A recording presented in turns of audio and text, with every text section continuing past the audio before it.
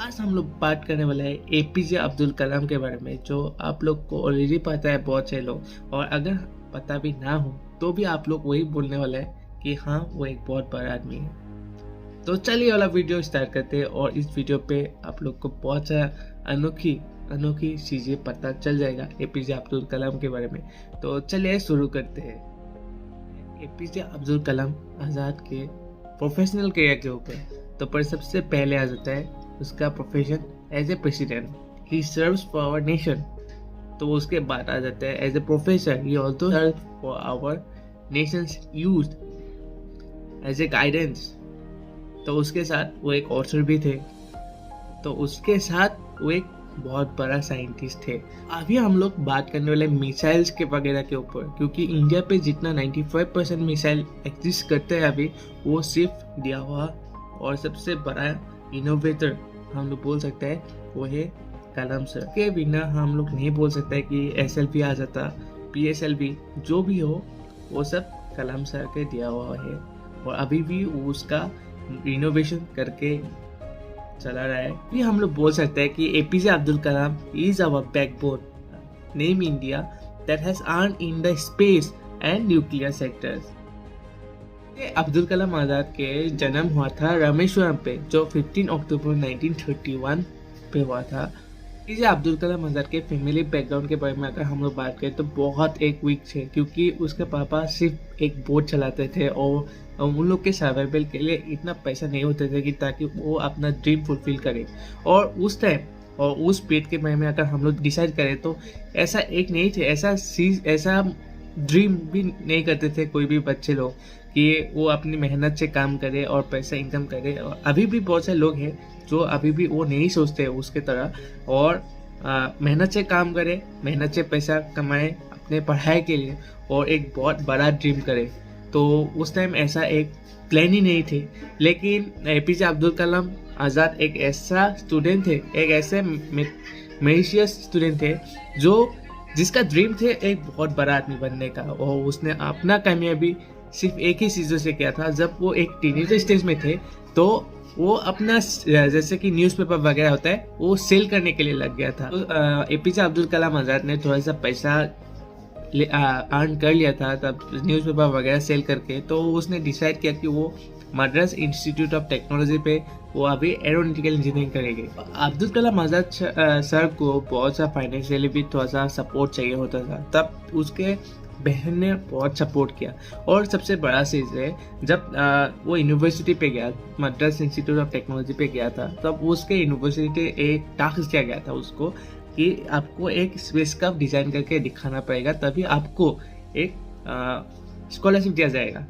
सबसे बड़ा चीज़ ये हुआ कि जब वो एक स्पेसक्राफ्ट डिज़ाइन करने के लिए कॉलेज से दिया गया, और उसके प्रोफेसर ने बोला कि आपको ये स्पेसक्राफ्ट सिर्फ 3 दिन पे डिज़ाइन करना पड़ेगा। तब हम लोग का एपीजे अब्दुल कलाम ने सर ने बोला, अरे ये तो कैसे होगा, ये तो नामुमकिन है, हमको 30 डेज चाहिए होगा ये मिनिमम। तो स्पेसक्राफ्ट डिज़ाइन करने के लिए 30 डेज मांगा, लेकिन कॉलेज वाले ने बोला कि ना ये नहीं होगा, क्योंकि ये वाला डिज़ाइन सिर्फ 3 दिन में ऑलरेडी बन जाता है। तो अब्दुल कलाम आज़ाद सर ने बोला कि हाँ मैं वो अभी डिज़ाइन करने वाला हूँ, कैसे करेगा वो बाद में सोचेगा, बाद में प्लान करेगा। तो हाँ ये मैं अभी एक्सेप्ट कर लेता हूँ ये डील, और चलिए डिज़ाइन करते हैं। तो बाद में क्या हुआ, जब उसके रात दिन खाना पीना सोना सब छोड़ दिया 3 दिन के लिए, तो उसने डिज़ाइन करने के लग गया। फिर 3 दिन में उसने फुलफिल कर लिया वो टास्क, फिर उसको स्कॉलरशिप ग्रांट कर दिया गया फ्रॉम MIT। फिर कलाम सर पास आउट हो गए अपने पढ़ाई से, तो उसको 2 नौकरी एक साथ आया था, वो भी ऑर्गेनाइजेशन से। फर्स्टली इंडियन एयरफोर्स, तो सेकेंडली अगर हम लोग बात करें तो इंडियन मिनिस्ट्री ऑफ डिफेंस। तो इंडियन मिनिस्ट्री ऑफ डिफेंस में क्या हुआ, उसको एक पोस्ट ऑफ सीनियर साइंटिस्ट दिया गया था as a senior scientist assistant. लेकिन कलाम साहब का मर्जी थे कि वो एक इंडियन एयरफोर्स पे जाए। तो इंडियन एयरफोर्स पे जब वो इंटरव्यू देने के लिए गया, उसके साथ वो 9 स्टूडेंट्स थे, तो 8 स्टूडेंट्स के साथ उसको भी रिजेक्ट कर दिया गया उस टाइम। तो कलाम साहब को बहुत दुख हुआ कि वो सिलेक्ट क्यों नहीं हो पाया। तो उसने क्या किया, फाइनली उसने मिनिस्ट्री ऑफ डिफेंस पे ज्वाइन कर लिया as a senior scientist assistant. आजकल अगर हम लोग डिसाइड करें या हम भी एक ग्रेजुएटेड स्टूडेंट हो या आप भी एक ग्रेजुएटेड स्टूडेंट हो, तो हम लोग अगर ग्रेजुएट होने के बाद ही हम लोग को एक डिफेंस में वो भी senior scientist assistant as a post निकल जाए तो बहुत बड़ा बात है। तो हम लोग अपना लाइफ सेटल हो गया ही सोचेगा, राइट। लेकिन उस टाइम एपीजे अब्दुल कलाम साहब ने नहीं सोचा था कि वो उसका लाइफ सेटल हो गया है, तो उसने बहुत बड़ा ड्रीम किया था उस टाइम, राइट। तो वो क्या किया, एज ए ट्रेनी चला गया नासा पे। उसको एक चांस मिला, अपॉर्चुनिटी मिला नासा पे कि वो एक एज ए ट्रेनी जा सकते 6 मंथ्स के लिए। तो उसने जॉब छोड़ दिया, डिफेंस का जॉब छोड़ दिया, फिर नासा पे चला गया 6 मंथ्स ट्रेनिंग के लिए। उस पीरियड अगर नासा पे कोई ट्रेनिंग करने के लिए जाए तो उस टाइम क्या हुआ था, अगर ट्रेनिंग अच्छे कर दे तो उसका वही मोटिव होगा कि वो यूएसए में सेटल हो जाएगा, राइट। नासा पे जॉब उसको इजीली मिल जाएगा, वो यूएसए पे सेटल हो जाएगा। लेकिन कलाम सर ने वो नहीं सोचा था और उसने फिर से इंडिया पे बैक आ गया और इसरो तब बिगिन हुआ था 1963 पे और इसरो पे ज्वाइन कर लिया उस टाइम। चाहे पिक्चर्स आप लोग को अभी भी देखने को मिलता है, शायद कलाम सर ने पीछे पे एक रॉकेट लगा के, मतलब रॉकेट का मॉडल लगा के वो साइकिल चला रहा था, या बहुत सा बुलॉक कट वाला पिक्चर्स वगैरह, राइट। तो उस टाइम क्या होता, जब इसरो पे ज्वाइन कर लिया था, वो एक विक्रम साराभाई के प्रोजेक्ट पे वो ज्वाइन कर लिया था। तो उसका काम इतना अपने मेहनत से कर रहा था, इतना अपना लगाव से कर रहा था, तो 1969 तक उसने अपने प्रोजेक्ट का SLV-3 का ऑलरेडी डिजाइन वगैरह कर लिया था। 1969 तक कलाम सर एक प्रोजेक्ट डायरेक्टर बन गए थे, वो भी SLV-3 तक। देख, वो जितना मेहनत कर रहा था उतना पैसा उसको नहीं मिल रहा था उस टाइम। तो उसने क्या किया, अपने सर्वाइवल के लिए 1969 से 1979 तक ज़्यादा से ज़्यादा मेहनत करने के लग गए थे उस टाइम, और वो भी 18 आवर्स पर डे। क्या आप कर सकते हो? अभी 1979 तक इतना मेहनत किया, खाना पीना सब कुछ हो दिया, लेकिन जितना मेहनत से उसने अपने काम किया था, लेकिन उसका मिशन सक्सेस नहीं हो गया था उस टाइम। 1979 पे उसको SLV-3 का सक्सेस नहीं हो पाया, तो उसको फिर से एक 1 ईयर चांस दिया गया फ्रॉम द हेड। तो 1980 तक SLV-3 सक्सेस हो गया।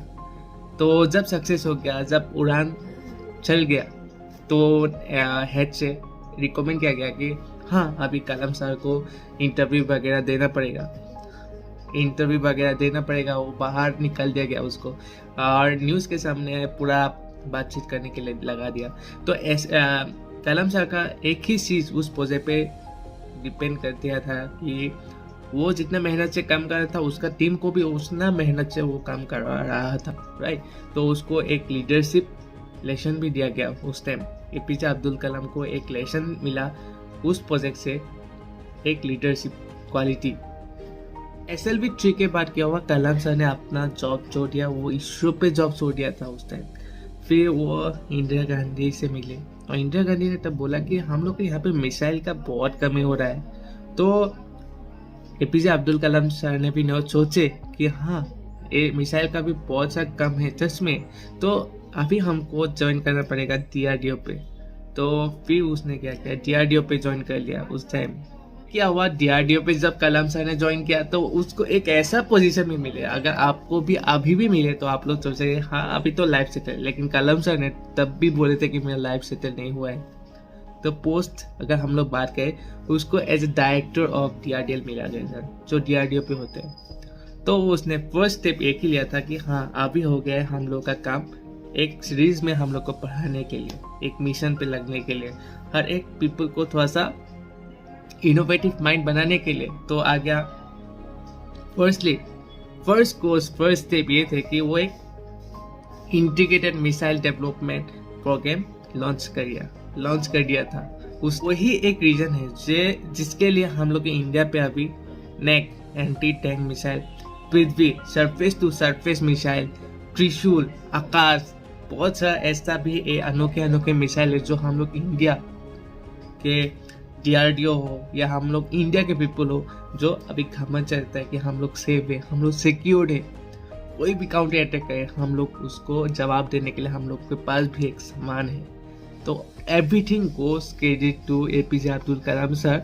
तो ऐसा चीज़ आप लोग को शायद पहले पता नहीं था, अभी आप लोग क्या और थोड़ा सा रेस्पेक्ट आ गया उसके ऊपर, एपीजे अब्दुल कलाम सर के ऊपर, उनके हार्ड वर्क के ऊपर।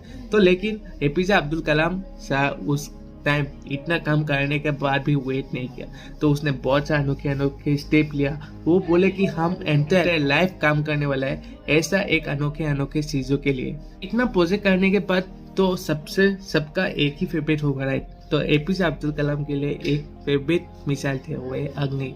और अग्नि ऐसा बहुत सा फेलियर्स भी फेस किया उस टाइम, लेकिन फेलियर्स से उसको सक्सेस भी मिल गया था एपीजे अब्दुल कलाम को।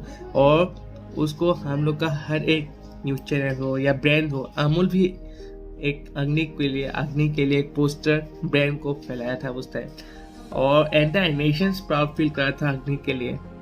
उसके बाद कलाम सर ने as a scientific adviser join किया हम लोग का GOI गवर्नमेंट ऑफ इंडिया पे 1992 से 1999 तक के। सबसे पहले वाजपेयी जी ने कलाम सर को बोला कि आप लोग अब एक काम करिए, हम लोग इंडिया पे न्यूक्लियर टेस्ट करिए। तो तब न्यूक्लियर टेस्ट इंडिया पे किया गया था, और सबसे बड़ा एक ही चीज़ है, उसको सक्सेस भी मिल गया था। लेकिन उस टाइम अमेरिका पूरा आखिर दे रहा था ताकि हम लोग के इंडिया पे न्यूक्लियर टेस्ट हो कि ना हो, लेकिन उसका पता भी नहीं चला। और ऐसा प्लेस पे न्यूक्लियर टेस्ट किया गया जो अमेरिका को भी पता नहीं चला।